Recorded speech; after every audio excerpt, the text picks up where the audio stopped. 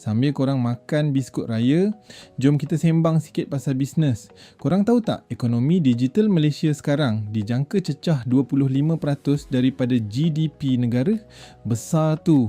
Dan lubuk emas paling besar sekarang semestinya TikTok Shop. Platform ni tengah boom gila-gila untuk SME Malaysia, terutamanya untuk jualan online. Tapi sayangnya, ramai peniaga kita masih struggle sebab tak guna potensi penuh digital marketing. Sebab tu hari ni saya nak share rahsia TikTok Shop, cara SME Malaysia buat sales meletup tanpa bajet besar. Tak payah bakar duit buat ads pun kalau korang tahu step yang betul. Step pertama, optimize video content korang. Kat TikTok, 3 saat pertama tu nyawa. Letak hook atau ayat yang selesaikan masalah pelanggan terus di awal video. Tak perlukan kamera mahal pun. Janji lighting cantik dan tunjuk betul-betul kualiti produk korang. Biar konten tu relatable. Step kedua, kuasai live selling. Orang membeli sebab mereka percaya.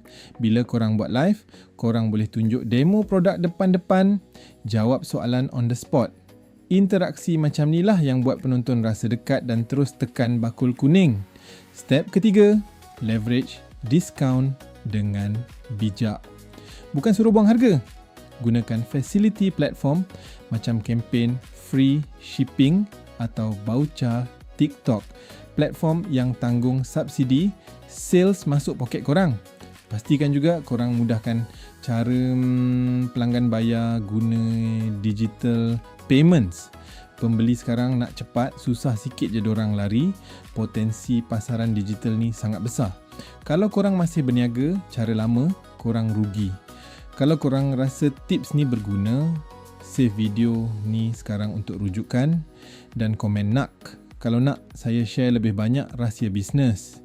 Jangan lupa subscribe dan dapatkan buku Jangan Bayar Lebih untuk mengetahui teknik-teknik terkini pengurangan cukai.